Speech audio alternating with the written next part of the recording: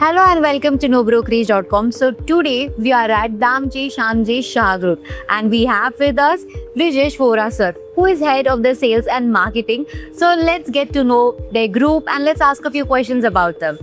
Hello sir. Hi Prachi. Thank you so much for your valuable time.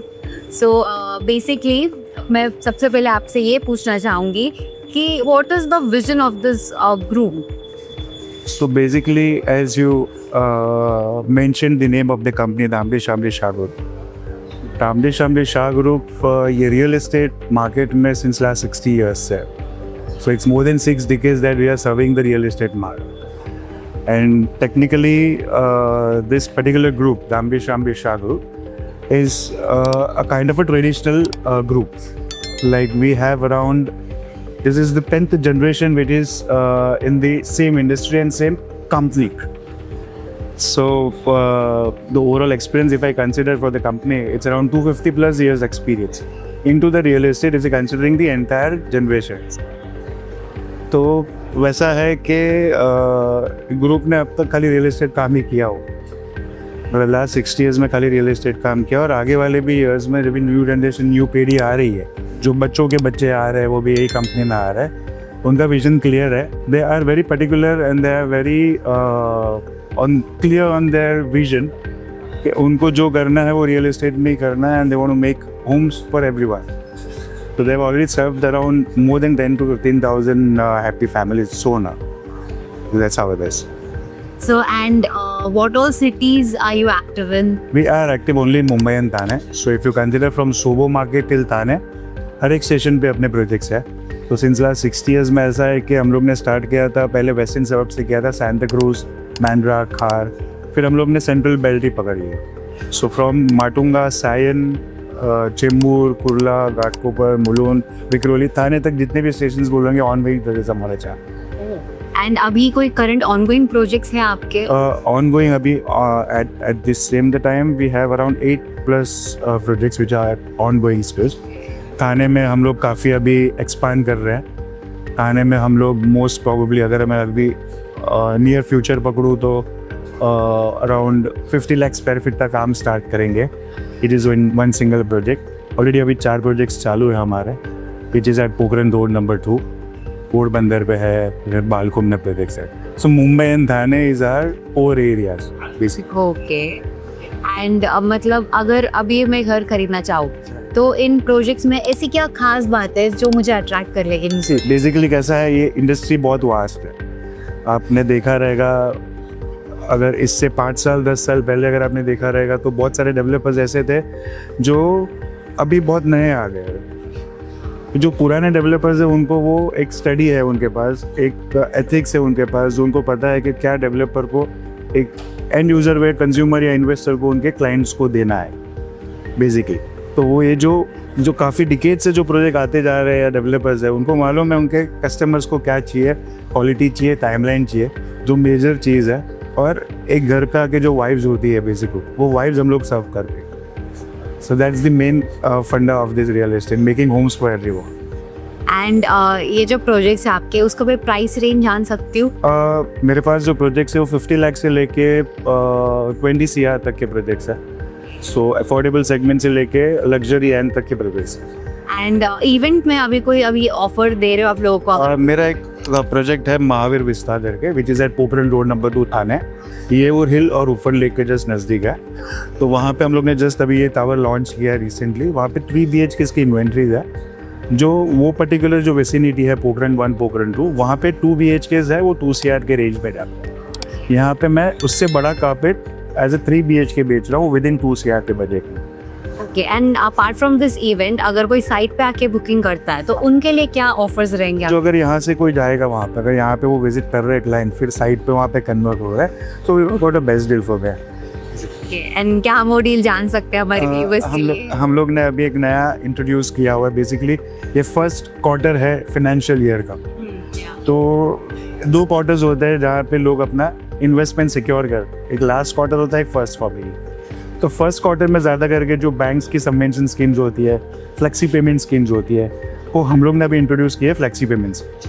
मगर आज 3 साल का पोजीशन टाइमलाइन है, तो उनको एक साथ वो 50% 60% का टाइमलाइन के अंदर पेमेंट नहीं करना है. उनको 2020 के ट्रांचेस में पेमेंट करी। So that is one of the very flexibility for the end user कि वहाँ पे उनको प्रॉब्लम नहीं होता है, उनके फाइनेंस भी अच्छी तरह से मैनेज हो जाते हैं नए फाइनेंशियल ईयर। सर एंड अभी मैं जानना चाहूँगी कि apart from Mumbai and Thane, आपने बोला कि आप मुंबई ठाणे में तो है, अपार्ट फ्रॉम दीज एरियाज और कौन से ऐसे एरियाज है जो आपको लगता है कि काफ़ी ग्रो कर सकते हैं?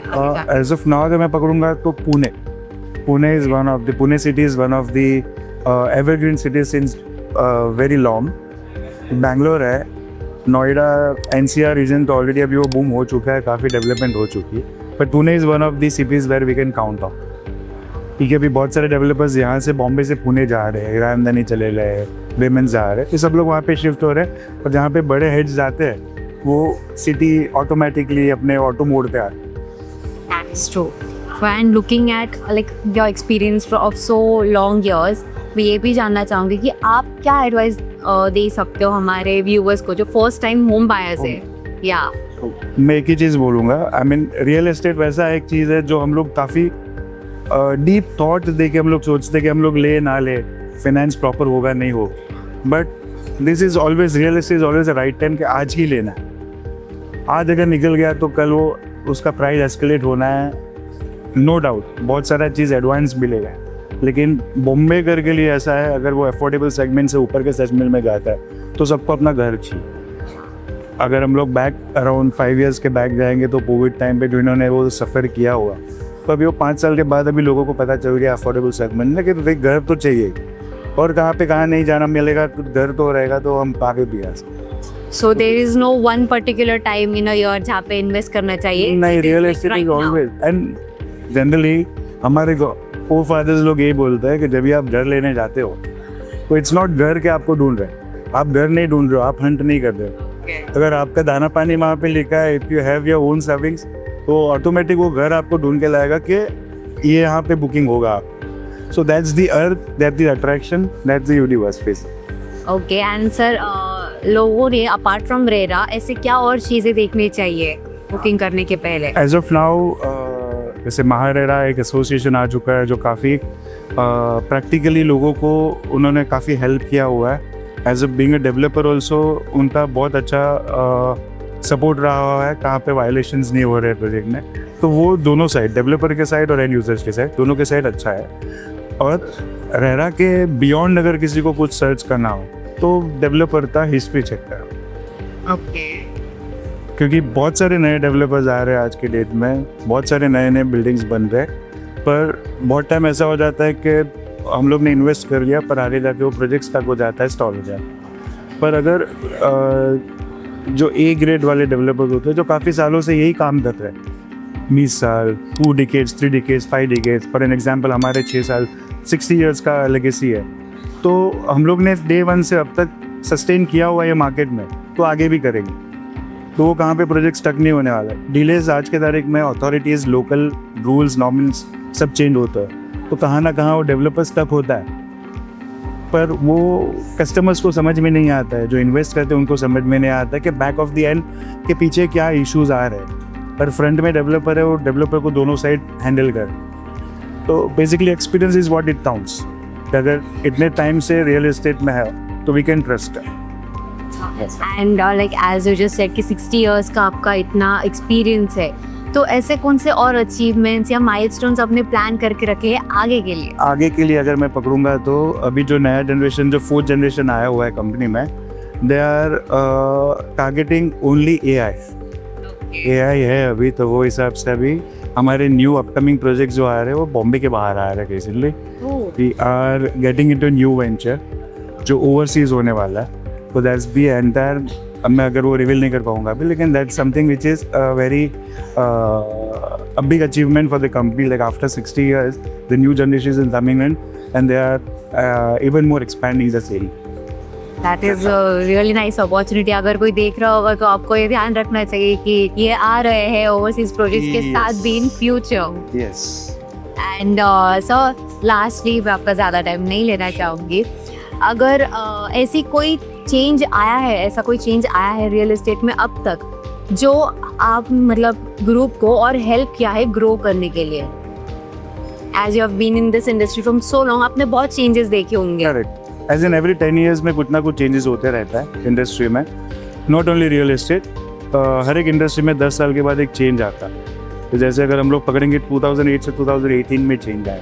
अभी नेक्स्ट हम सोच रहे हैं कि 2028 में शायद कुछ चेंज आए. But every change brings a new challenges for the real estate developer and it makes market more easier for the buyers. अभी जैसे बोलते परचेजर बायर्स मार्केट है, तो वी आर हैप्पी.